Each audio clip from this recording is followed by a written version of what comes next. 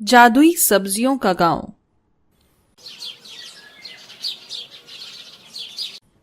बाबा, ये तस्वीर कैसी है? ये तो आप और दादाजी हो ना? बाबा, आप तो जवानी में कितने अलग थे। ये क्या है? ये आसमान से मिर्ची, लहसुन और नींबुओं की बारिश कैसे हो रही है? तुझे ये कहां से मिली? ये तस्वीर तो मुझे मेरी जान से प्यारी है, क्योंकि ये मेरी जादुई सब्जियों के गांव की जो है। जादुई सब्जियों का गांव? भला ये कौन सी जगह है? तू ये सोचने से कभी नहीं समझ पाएगा कि ये जादुई सब्जियों का गांव कौन सी जगह थी। मैं बताता हूं। आज से पूरे 40 साल पहले नीलम गांव जादुई सब्जियों का गांव हुआ करता था। उस गांव में पेड़ पौधे, घर, सड़क, स्कूल, यहां तक कि नदियां वगैरह में भी पत्थरों की जगह सब्जियां ही पड़ी हुई होती थी। कोई बैंगन के घर में रहता था तो कोई कद्दू के। सभी अपना जीवन खुशी खुशी बिता रहे थे। उस गांव के पुरखों के अच्छे कर्मों और साफ नियतों की वजह से एक परी ने खुश होकर उस गांव को जादुई सब्जियों का गांव होने का वरदान दे दिया था। सभी खुशहाल जीवन बिताते थे। अरे, आज फिर से जादुई सब्जियों की बारिश होने का दिन है। सभी अपनी अपनी छतों पर बर्तन रख देना। परी माँ की कृपा से जो भी सब्जी बिना जमीन को छुए बर्तन में गिरी, वही सब्जी बेहद किफायती हो जाएगी। उसे खाने से हर बीमार की बीमारी का इलाज हो जाएगा। अरे, हमें तो जैसे ये पता ही नहीं था। अरे, ज्यादा मेरा मजाक मत बना। जादुई सब्जियों की बारिश शुरू होने वाली है। सुना है इस बारिश में बरसी हुई एक ही सब्जी की कीमत गांव से बाहर 20,000 रुपए है। सच में? क्या? हाँ, चल चल भाई, तो घर चलते हैं। घर जाकर मैं खूब सब्जियां जमा करूंगा और उन्हें बेचकर अमीर बन जाऊंगा। ऐसे बोलकर वो दोनों ही आदमी अपने अपने घर को चले गए और सब्जियों की बारिश होने का इंतजार करने लगे। वहां हर महीने जादुई सब्जियों की बारिश होती थी, जिससे सभी को बहुत मुनाफा होता था। लेकिन इस बार शाम हो चली थी, पर सब्जियों की बारिश नहीं हुई थी। सभी घरों में उदास थे कि तभी कश्यप को अपने खेतों में एक घोड़ा सब्जियां खाता हुआ दिखाई दिया। अरे तेरी भैंस की पूछ, एक तो आज सब्जियों की बारिश नहीं हुई है और ऊपर से ये घोड़ा मेरी फसल को खा रहा है। अभी बताता हूँ। कश्यप डंडा लेकर भागा।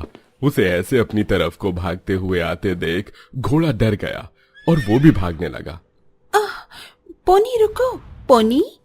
अच्छा जी, तो ये आपका घोड़ा है। मोहतरमा, इसे संभाल कर जरा रखो और मेरे खेत में किसकी इजाजत से इसे लेकर घुसी चली आई? मैं माफी चाहती हूँ बिना पूछे आने के लिए, लेकिन मेरी पोनी भूखी है। इसे अपने गांव से कुछ सब्जियां खाने को दे दीजिए। क्यों दो? अरे, अभी इतनी सारी सब्जियां तूने इसे ठुसाई है, क्या वो कम है? मेरे पास देने को कुछ नहीं है। निकल जा अपने घोड़े या घोड़ी जो भी है ये, इसको लेकर। ऐसा मत कहिए, हमारे ऊपर थोड़ी सी तो दया कीजिए। अरे निकल भी। कश्यप ने सोना को धक्का मारकर अपनी जगह से भगाया। उनकी आवाज सुनकर आसपास के लोग भी अपने घरों से निकल आए थे।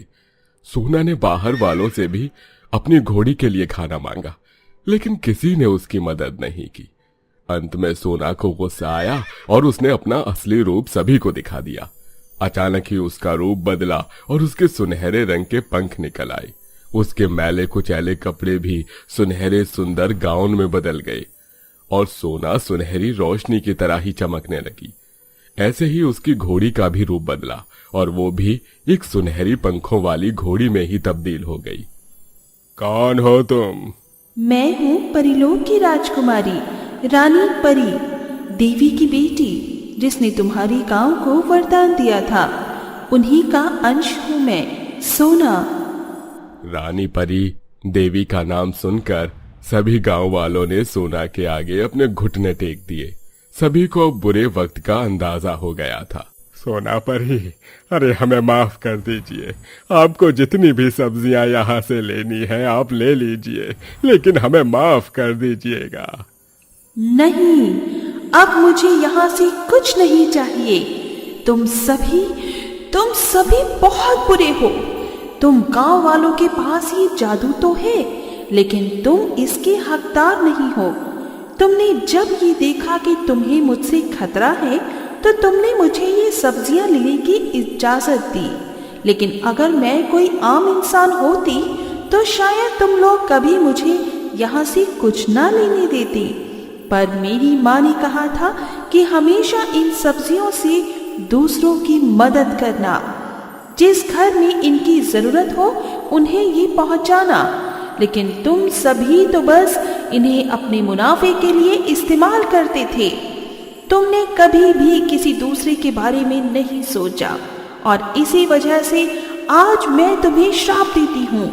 तुम्हारा ये सब्जियों का गांव पूरा बर्बाद हो जाएगा। यहाँ जितनी भी किस्म की सब्जियां आती हैं उनका एक कतरा नहीं बचेगा और तुम लोग भी भूख की वजह से ऐसे ही तड़पोगे जैसे कि मैं और मेरी पोनी तड़पी है। सोना परी ऐसे बोलकर धरती से गायब हो गई। उसी दिन गांव में भूचाल आया और जोर जोर से आंधी और बारिश बरसी, जो गांव से सारा जादू उड़ा ले गई। सभी के खेतों की जमीन बंजर हो गई और गांव में कहीं भी एक आलू का भी पता नहीं था। माँ बहुत जोरों से भूख लगी है, कुछ खाने को दो ना। बेटा मैं तुझे क्या दूं? पूरे कुकर में से सभी सब्जियां गायब हो गई है। किसी के घर में भी किसी चीज का अता पता नहीं था। गांव वालों ने अपने खेत में खेती भी करने की कोशिश की, लेकिन कोई फायदा नहीं हुआ। वो अपनी जमीन में जो उगाने की कोशिश करते रहे वही फसल खराब हो जाती थी। सारा गांव भूखमरी झेल रहा था। गांव के जो कुछ अमीर लोग थे उन्होंने अपने मुनाफे के लिए दिमाग चलाया और शहर से बहुत ही महंगे दामों में सब्जियां ला लाकर बेचना शुरू कर दिया। गरीब लोग तो बस एक आध आलू वगैरह ही खरीद कर अपना गुजारा कर लेते थे और ऐसे ही अब सारे गांव की खुशियां छिन चुकी थीं। हमने भी वो दौर देखा था, लेकिन मेरे बाबा ने हमें उस गांव में नहीं मरने दिया। हम सभी उस गांव को छोड़ आए और तभी से मैं यहाँ पर रह रहा हूँ, लेकिन मैं अपने सब्जियों के गांव की यादों को कभी नहीं भुला पाऊंगा। बाबा आप तो यहाँ आ गए, लेकिन वहां रह रहे लोगों का क्या हुआ? क्या वो सब भी वहां से आ गए हैं? नहीं, अभी भी नीलम गांव में लोग रहते हैं। उस श्रापित जमीन पर ही अपना गुजारा कर रहे हैं।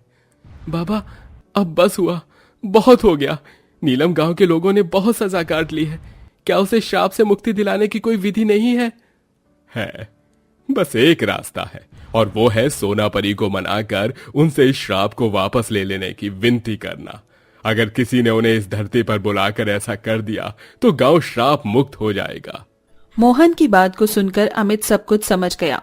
फिर क्या था, उसी वक्त अपने बाप से इजाजत लेकर अमित जादुई सब्जियों के गांव आया, जो कि अब पूरी तरह उजड़ा हुआ था। वहां अमित ने देखा कि लोग घरों की जगह झोपड़पट्टियों में अपना गुजारा कर रहे हैं और साथ ही वहां के हालात भी बहुत खराब हैं। ये जगह तो सच में बंजर हो चुकी है। जरा सुनिए, मुझे आपसे कुछ जानना था। ये सोना परी को बुलाने का मंत्र क्या है? अरे देखो भाई, मैं तो जानता नहीं हूँ, लेकिन हाँ, हमारे गांव में एक बड़े बुजुर्ग हैं, वो जरूर जानते हैं। उस आदमी ने अमित को कश्यप का पता दिया। अमित ने बिना एक भी मिनट गवाए कश्यप के घर की तरफ अपना रुख किया और उससे सब कुछ जान लिया। अच्छा, तो तुम हमारी मदद करना चाहते हो। भगवान तुम्हारा भला करे। मेरी गलती की सजा सारा गांव भुगत रहा है। हमें हो सके तो इस श्राप से आजादी दिलवा दो। मैं सब कुछ समझ गया हूँ, आप चिंता मत कीजिए। आज रात सोना परी को धरती पर आना होगा और हम सभी की बात को सुनना होगा। अमित ऐसे बोलकर कश्यप के पास से भी लौट आया और सारे गांव में परी के स्वागत का ऐलान करवा दिया। कश्यप ने अमित को एक मंत्र बताया था जिससे कि परी धरती पर आ सकती थी, लेकिन शर्त ये थी कि उसे कोई गांव से बाहर का पड़े। अमित ने उस मंत्र को पढ़ा और सोना परी ने धरती पर अपनी हाजिरी दी। मैं हूँ सोना परी, बोलो मुझे किसने बुलाया? परी, मैंने तुम्हें बुलाया है। बोलो क्यों बुलाया है? इस गांव को दोबारा पहले जैसा कर दो।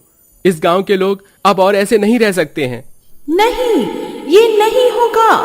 इस गांव के लोग पापी हैं, इनमें इंसानियत नहीं है, ये गांव कभी पहले जैसा नहीं होगा। ऐसा मत कहो परी, परियों का दिल तो कोमल होता है। जो लोग पापी थे उन्हें अपने पापों का एहसास है और अब बहुत समय हो गया है इन्हें इस सजा को झेलते हुए। हर चीज का एक समय होता है, अब इन्हें इस तकलीफ से आजादी दे दो। अमित की बात सुनकर परी चुप सी रह गई और थोड़ा सा सोचकर बोली, तुम ठीक कहते हो, लेकिन मैं इन लोगों को जब तक श्राप से मुक्त नहीं करूंगी, जब तक ये ऐसी गलती दोबारा ना करने की कसम खाएं। इन्हें ये गांव विरासत में मिला था, जिसको इन्होंने घमंड और लालच में आकर खो दिया, लेकिन मैं इसे दोबारा वरदानी कर दूंगी। पर हाँ, अगर इन्होंने कभी किसी की मदद से इनकार किया या फिर लालच किया तो सब कुछ बदल जाएगा। बोलो मंजूर? सोना की शर्त को सभी ने मंजूर कर लिया। सोना ने अपनी जादू की छड़ी घुमाई और सारे गांव में फिर से खुशियों की हवा चल पड़ी। पेड़ फिर से हरे हो गए, खेतों में हरियाली और सब्जियां उग गईं। और इतना ही नहीं, लोगों के घर भी कोई टमाटर तो कोई कद्दू, कोई बैंगन तो कोई लौकी में बदल गए।